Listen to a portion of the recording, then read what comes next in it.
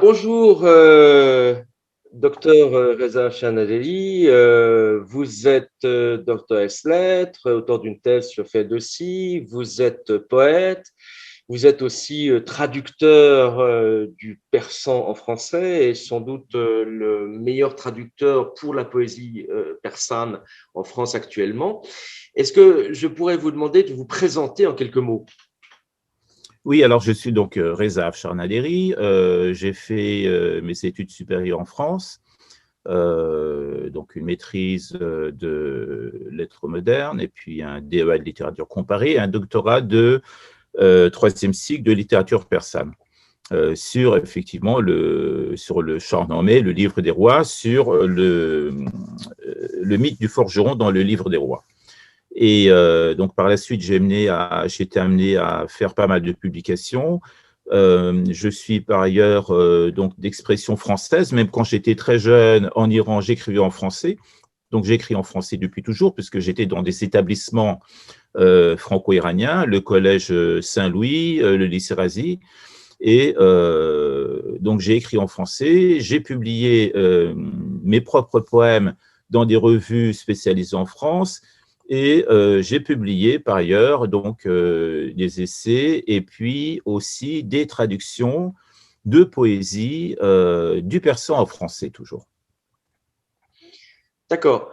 Euh, Est-ce que vous pourriez nous dire en quelques mots, nous développerons par la suite, mais quelle est votre perspective sur la traduction? Qu'est-ce que vous attendez d'une traduction? Quel doit être au fond le but de la traduction? Comme vous savez, il y a énormément de théories sur la traduction qui sont parfois au fond très très utiles pour les théoriciens, mais assez peu pour les traducteurs, parce que j'imagine que c'est une affaire extrêmement subtile, une alchimie très très délicate entre une connaissance de la langue, mais intime, pas seulement une connaissance, on va dire, linguistique, mais une connaissance, au fond, je veux dire, la cosmologie de la langue, de son verbe, de son intimité, de sa respiration, et que de ce fait-là, les théories sont parfois assez peu utiles ou même tout à fait contre-productives. Est-ce que vous pourriez nous décrire un tout petit peu, dans la mesure du possible, quelle est votre approche de la traduction, comment vous y prenez, comment est-ce que vous saisissez un texte et puis vous le rendez en français?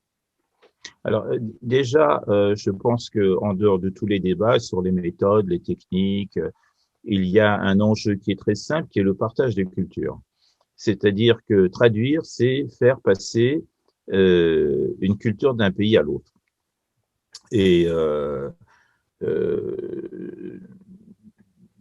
quand on vit dans un pays, on baigne dans une culture, on baigne dans une savoir, on baigne dans une sensibilité, dans une façon de penser, de voir les choses, de voir les mondes.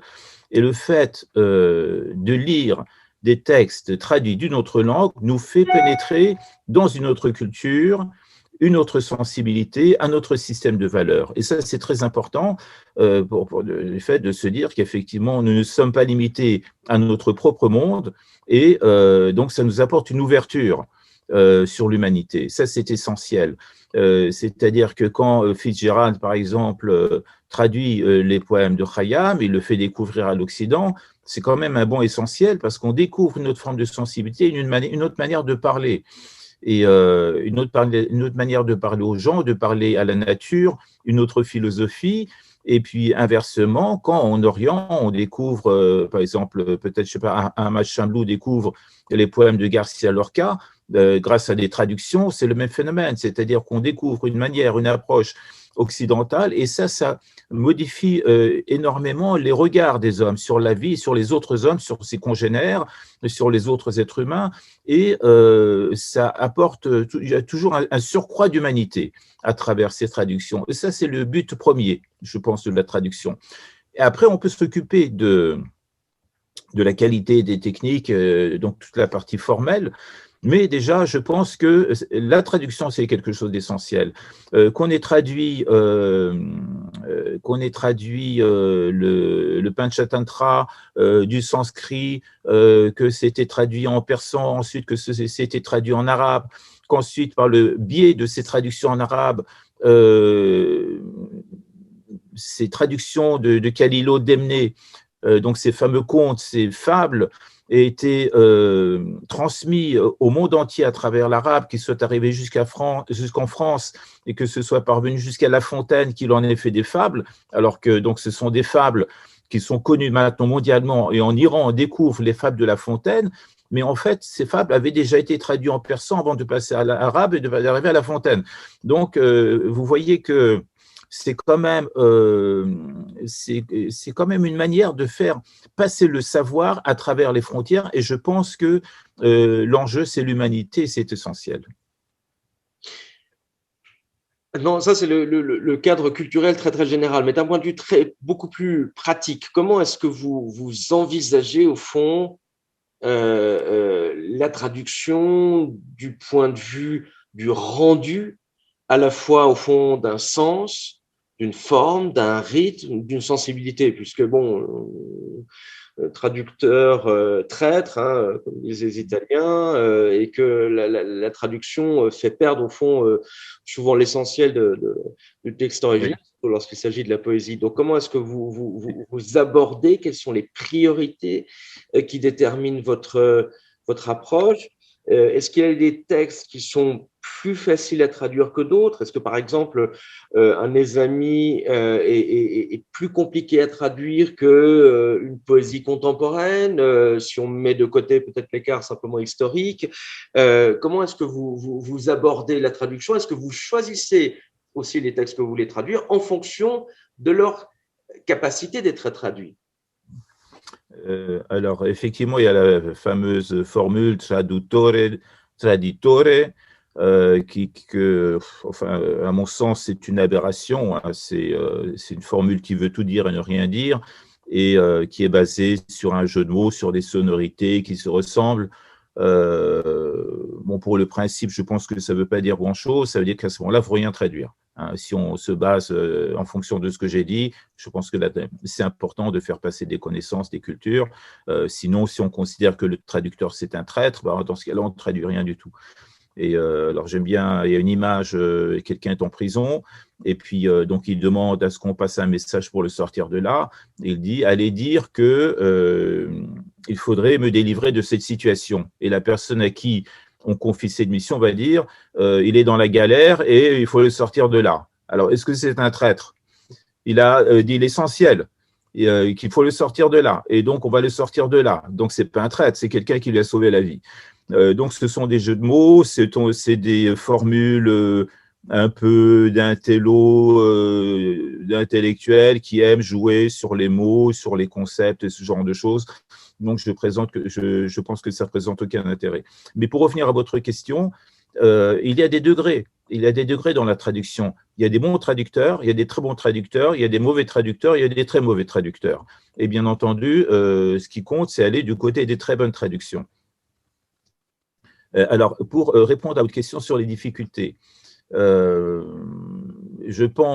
suis convaincu, je le dis toujours à qui veut bien l'entendre, que la traduction ne peut pas être un travail solitaire et qu'on a besoin de s'entourer de personnes avec des compétences, des savoirs complémentaires à notre propre savoir.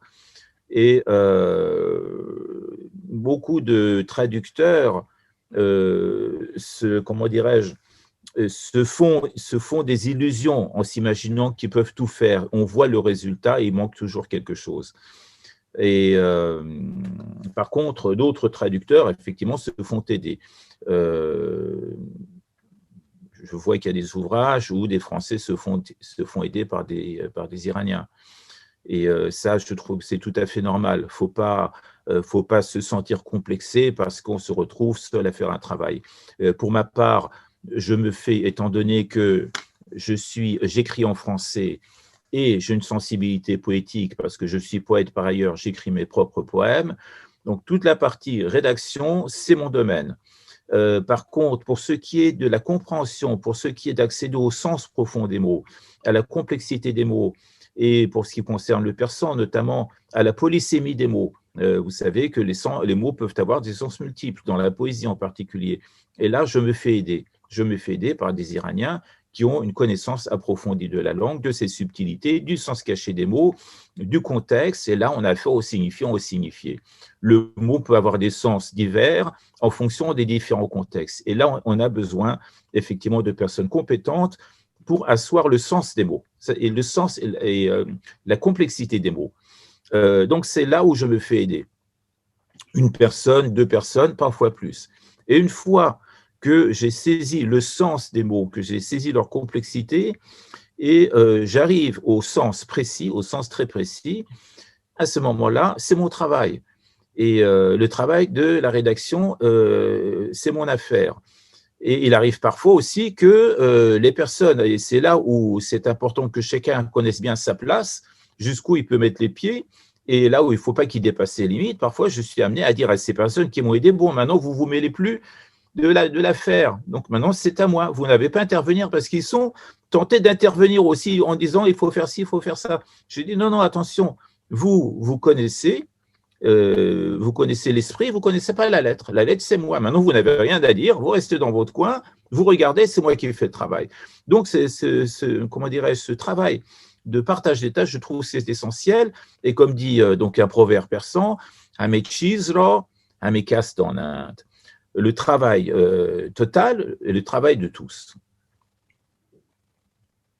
D'accord. Est-ce que vous pourriez prendre un exemple concret d'un poème et nous expliquer à travers lui comment justement on différencie une bonne d'une mauvaise traduction, qu'est-ce qu'il aurait fallu faire, qu'est-ce qu'on pouvait faire ou ne pas faire, et quels sont les écarts culturels au fond qui demeurent malgré au fond tout un effort de traduction qui essaie de recréer ou de réinterpréter pour une autre langue, l'original.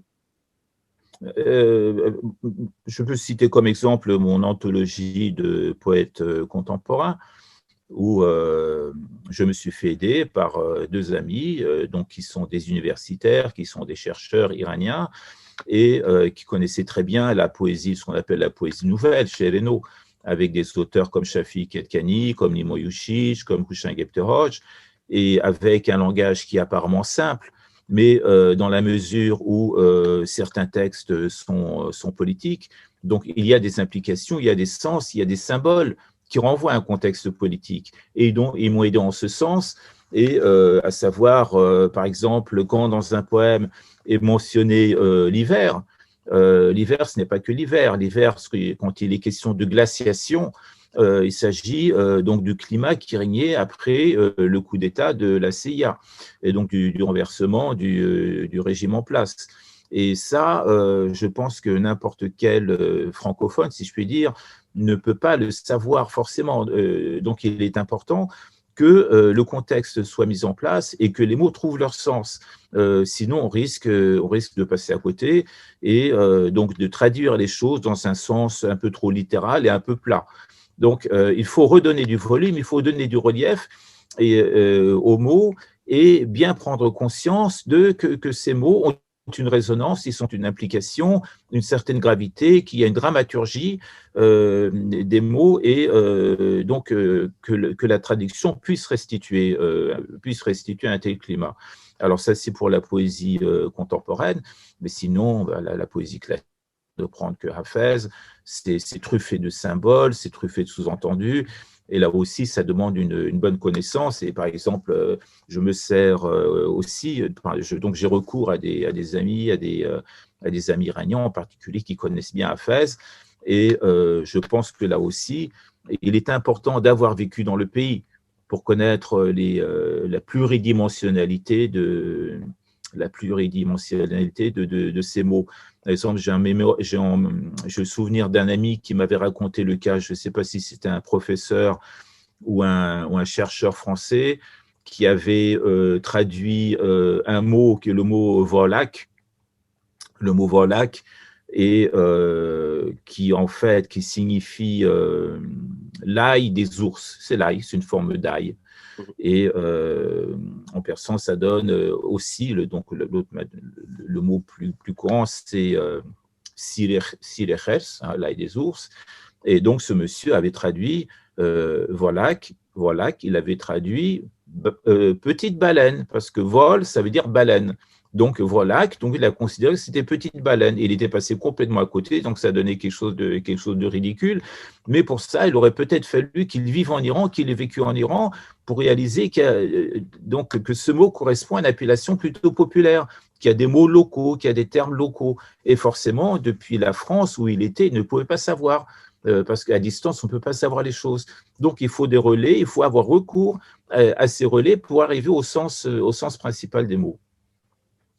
Alors, j'ai une question qui est peut-être un peu accessoire et marginale, mais vous évoquez justement ces problématiques au fond d'interprétation culturelle. Vous mentionnez le cas de l'hiver. Bon, c'est clair, dans un poème, il est question d'hiver. Bon, on peut traduire littéralement hiver, mais évidemment, la portée métaphorique ou symbolique au fond de cette saison n'apparaît pas comme ça dans une traduction, on va dire, fidèle et littérale.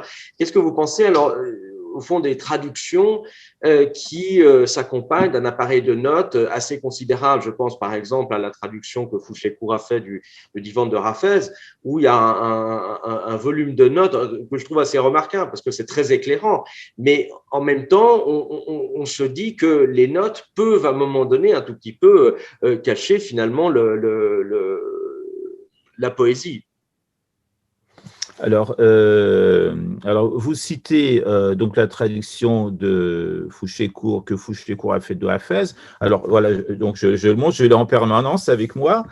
C'est un peu mon outil de travail. Donc il est truffé de post-it, de notes. Donc je m'en sers énormément. Et effectivement, donc c'est un travail très complet, c'est un travail fouillé, beaucoup de références. Il a passé des années de sa vie à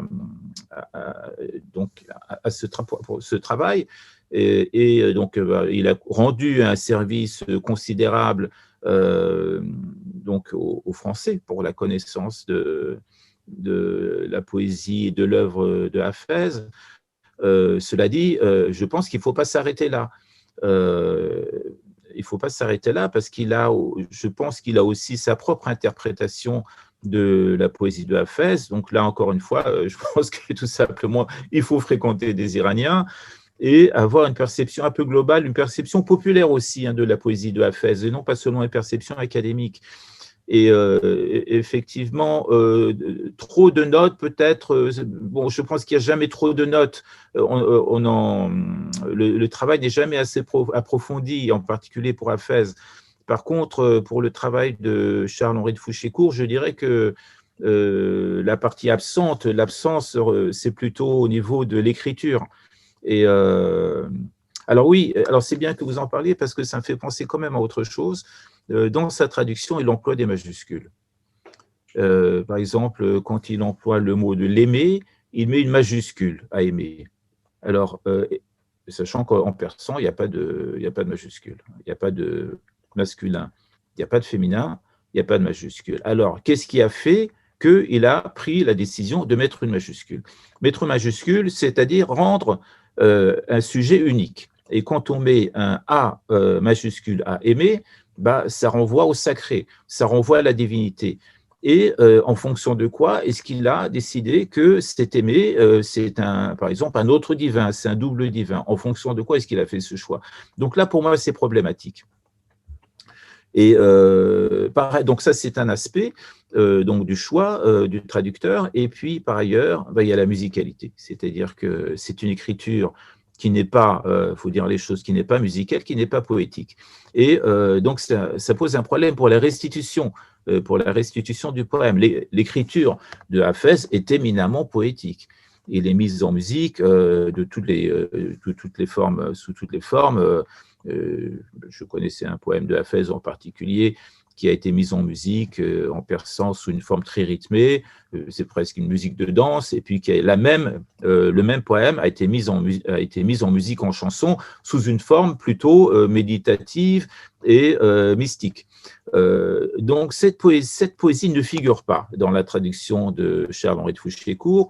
Et je pense qu'à partir du moment où cette musicalité n'est pas restituée, le travail n'a pas totalement abouti.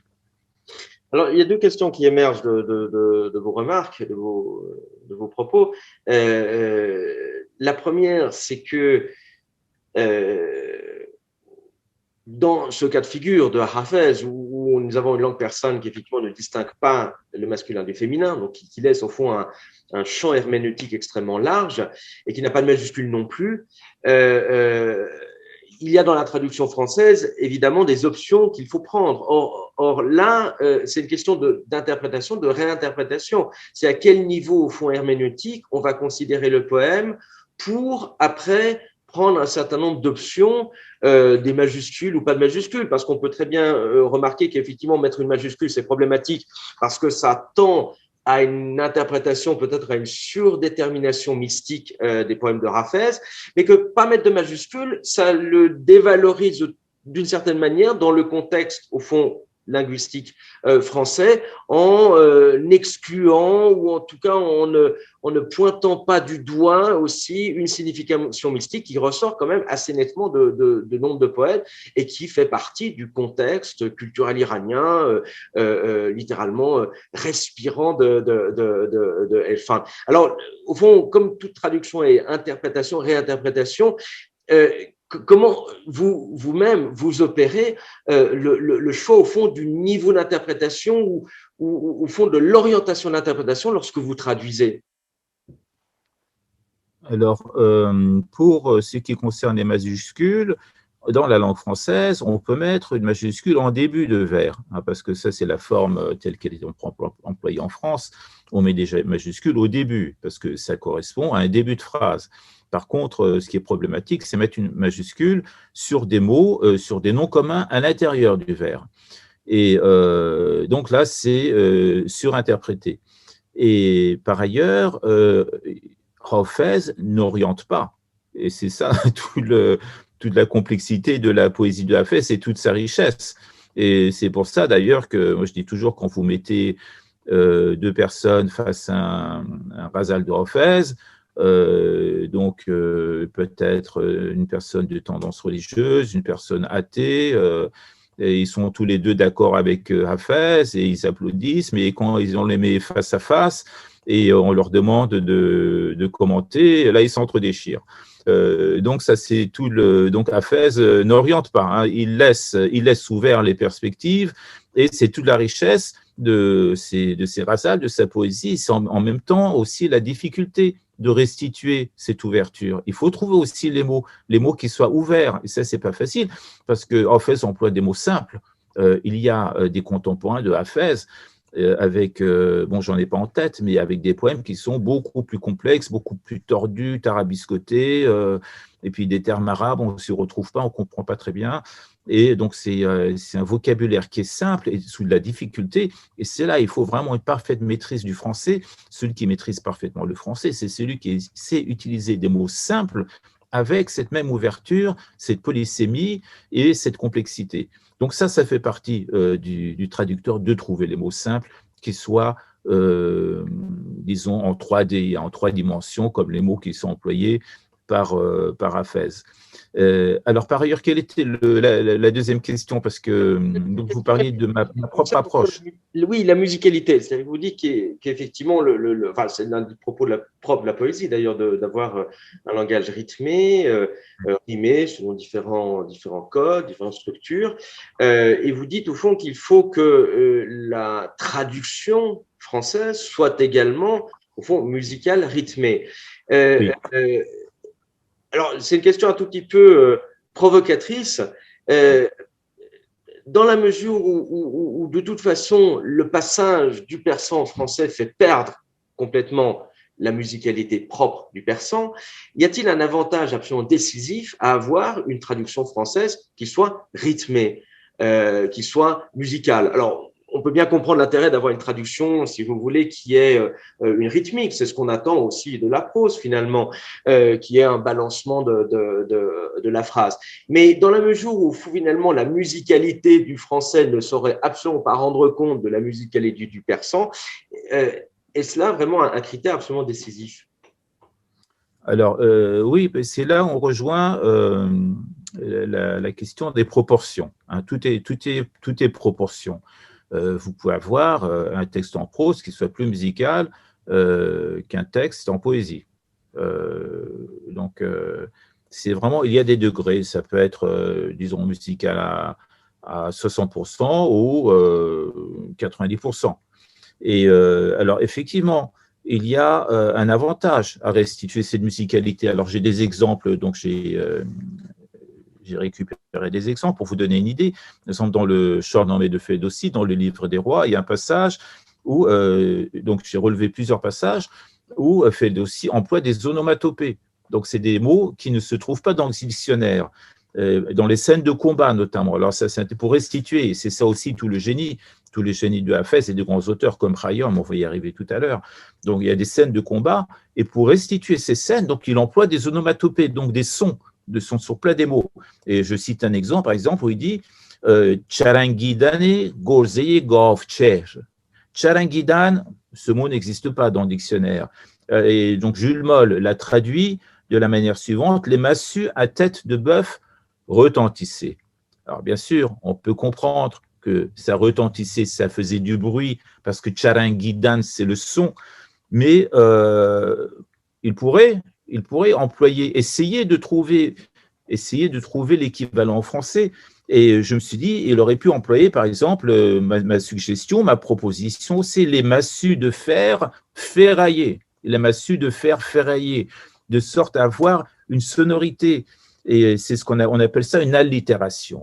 Une allitération, alors il y a l'exemple le plus célèbre, c'est celui que emploie Racine, alors je cite la référence, pour vos étudiants, Racine, Andromaque, acte 5, scène 5. Pour qui sont ces serpents qui sifflent sur vos têtes? On entend la sonorité, on entend les serpents siffler. Pourquoi? Parce qu'il y a cette succession de la lettre S qui provoque cette ambiance. Et d'accord, on peut inverser maintenant comment dirais-je, le jeu et dire, voilà, donc essayer de traduire ça en persan maintenant, de trouver en persan les sonorités qui puissent restituer ce sifflement des serpents avec un jeu, donc un entrecroisement et des consonnes qui s'entrechoquent. Donc, il y a un travail à faire et le traducteur, je pense, encore une fois, que le traducteur de poésie il faut que le traducteur de poésie ait une sensibilité de poète, qu'il soit poète tout simplement pour pouvoir restituer cette partie de la musicalité, parce que sans musique, pas de poème. Hein, donc, il faut faire une part essentielle à la poésie dans la traduction. Donc ça, c'est un exemple parmi d'autres. Je peux vous en citer un autre. Baromat Chako Chak Vabange Saron. Chako Chak. Donc, ça a été traduit par Jules Moll. On a entendu le fracas des coups que donnaient les chefs et leurs clameurs. Alors, bon, question poésie, il y a mieux. Hein. On entendit le fracas des coups que donnaient les chefs et leurs clameurs. Donc, c'est de la prose, c'est pas de la poésie. Et donc, là encore, on perd quelque chose de cette ambiance, de cette force, de cette puissance musicale. Ou bien un autre exemple, Begouche andaroya tarengo tareng. Begouche andaroya tarengo tareng. Et tarengo tareng, là encore une fois, c'est on imagine les marteaux d'acier des forgerons qui donnent des coups sur l'enclume. Alors, on va traduire comment? Badaboum, badaboum, donc ça ne va pas passer très bien pour un récit épique.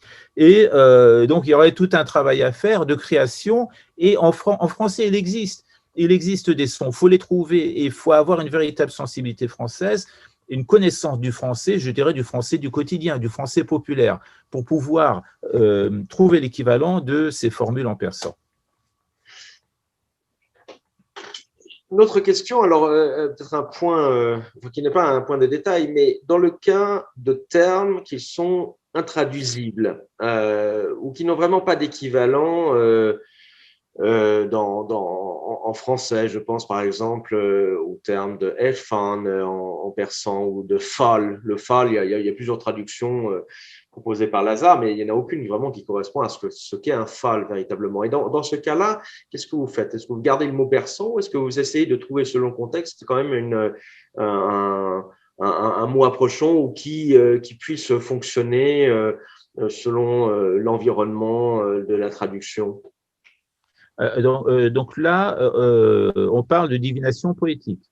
Oui, je prends simplement l'exemple du phal, mais en fait, c'est le cas de tous les mots qui sont plus ou moins intraduisibles, pour lesquels il n'y a pas vraiment d'équivalent direct, où il y a des traductions, mais qui sont tellement approximatives au fond qu'elles sont très peu pertinentes en fait en soi. Donc, qu'est-ce qu'on fait avec ces mots qui sont plus ou moins intraduisibles? Est-ce que c'est un problème régulier, mais est-ce que c'est un problème définitif, sans solution, ou bien est-ce que ce sont des solutions au cas par cas, ou bien est-ce que la solution consiste, comme d'ailleurs le font certains traducteurs, de reprendre le terme originel en persan? Alors effectivement, certains traducteurs reprennent le terme originel et puis mettent un astérisque, et donc en bas de page, pour donner la définition du mot. Je pense qu'il vaut mieux employer cette formule plutôt que rester dans la confusion. Donc, il vaut mieux avoir la note en bas de page pour exprimer ce que c'est. Si ce mot est intéressant, si c'est un mot qui est riche, si c'est un mot qui a une consonance qui est intéressante. Après, ça peut rentrer dans une langue étrangère avec le temps. Hein, ça peut rentrer dans une autre langue et qu'on emploie le mot tel quel. Ou bien peut-être qu'il faut l'inventer tout simplement. Mais l'inventer encore de manière, il faut que ce soit assez astucieux pour que le lecteur puisse le comprendre. Qu'il se dise, tiens, il est malin le traducteur, donc il a inventé un mot, mais on comprend ce que c'est. Et c'est aussi un travail de création. Et je pense, encore une fois, je vais me répéter, que le traducteur de poésie, s'il est lui-même poète, il a la capacité de créer ces mots. Et voilà, c'est à partir. On peut créer un mot, mais qui soit ancré aussi dans la langue. On peut créer un mot hybride. À partir de mots existants, on peut en créer un autre ou faire des combinaisons.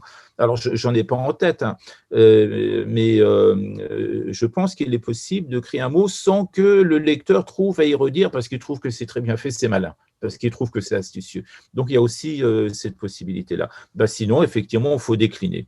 Alors là, on perd de la poésie, on perd de la concision, on perd du rythme, on perd de cette, on sort un peu de la partition musicale.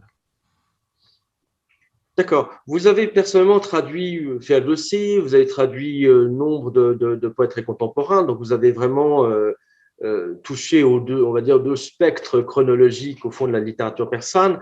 Et de ce parcours, y a-t-il des enseignements particuliers que vous avez retirés, par exemple à destination de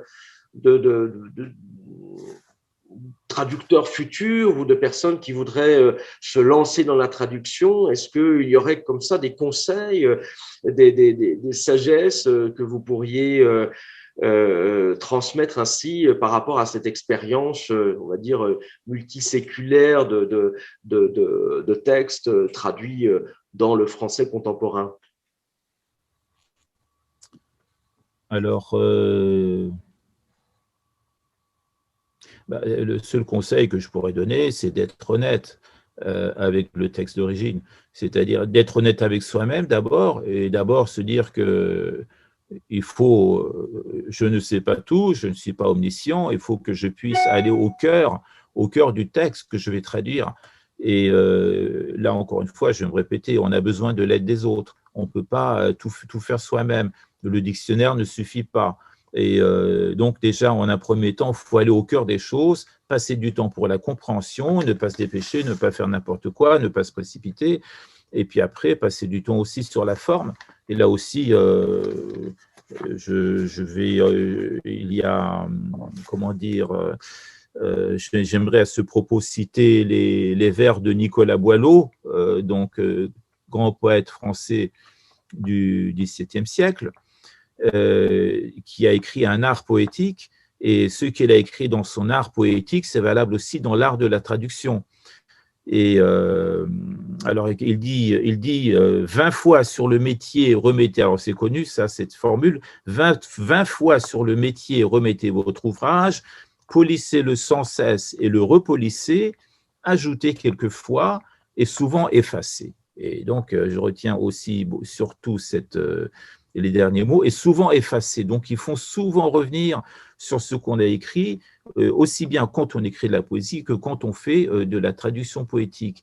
Donc, il faut prendre le temps, il faut retravailler son texte, il faut le laisser reposer, y retourner. C'est un travail d'artisan. C'est pas un travail d'intello, c'est pas un travail d'intellectuel, c'est pas un travail académique, c'est pas un travail d'académicien, c'est vraiment comme le forgeron qui travaille le métal, qui le frappe de son marteau, qui le laisse reposer, qui le tourne, qui le retourne et qui le replonge dans la braise et qui le remet sur l'enclume et qui retape dessus jusqu'à ce que le métal ait la souplesse et la forme désirée. Et donc, le conseil, c'est aussi passer du temps, sur le texte, et de sorte à ce que quand ce texte est sorti, quand ce texte il est achevé, il est une résonance, il est une force, il a un impact, au même titre que le poème à la lecture a un impact. Il influence, il émeut, il bouleverse, et puis si votre traduction est capable d'avoir ce même pouvoir, là, on peut considérer que vous avez atteint votre but. Très bien, on finira par une ultime question. Quels sont vos projets actuels et futurs? Alors, est-ce qu'on a un peu de temps aussi pour que je vous parle d'un cas d'école qui est une traduction d'un quatrain de Khayyam? J'espère que nous avons effectivement le temps. Je crois que la seule limitation que nous avons là, c'est peut-être Zoom qui permet 40 minutes d'enregistrement continu. Mais vous pouvez. On peut le laisser pour une autre fois. On peut le laisser pour une autre fois aussi. Mais alors, dites-nous vos projets actuels, futurs. Alors, en fait, je travaille beaucoup disons que je passe pas mal du temps sur les réseaux sociaux, YouTube en particulier, parce que donc c'est un système qui permet d'avoir un impact important. Et j'ai commencé, donc j'ai mis des ghazals de Hafez que j'ai traduits, et puis j'ai commencé moi-même à écrire des ghazals, mais en français. Alors ça, c'est un peu la nouveauté.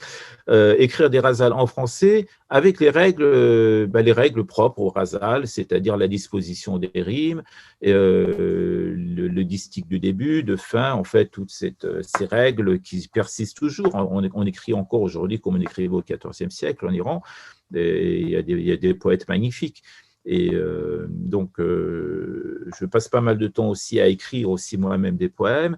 Et puis, sinon, en termes de poésie, bon, je ne peux pas trop vous en parler parce que c'est encore à l'état d'ébauche. J'ai 2 ou 3 projets, effectivement. Et puis, peut-être aussi, donc, il y a un manuscrit. Alors, j'ai fait une série de poèmes en français sur la période du Covid, et une centaine de poèmes, et sous forme de sonnets. Donc, les sonnets sont à la France, ce que les ghazals sont à l'Iran. Donc, une forme qui est contraignante, et c'est la forme majeure de la poésie en France, au même titre que le ghazal, c'est la forme majeure de la poésie en Iran. Donc, j'ai passé plus de temps en ce moment pour la production de mes propres poèmes. Mais j'ai aussi des projets de traduction du persan en français. On aura peut-être l'occasion d'en reparler. Je ne peux pas vous en parler en ce moment parce que je suis en discussion avec mon éditeur. D'accord. Très bien. Écoutez, puisque vous l'avez suggéré vous-même, nous serions très, très heureux d'avoir encore notre entretien avec vous, où peut-être nous pourrions aborder alors des cas extrêmement concrets, au fond, de différentes traductions du persan français, mais aussi en anglais, en allemand, de façon à créer des comparaisons sans doute fructueuse. Et donc, nous allons nous arrêter là pour aujourd'hui en vous donnant alors rendez-vous, j'espère, très bientôt. Merci beaucoup, Dr. Reza Moshadeghi, pour ce temps partagé avec nous. Merci beaucoup. Merci à vous. Merci. Au revoir.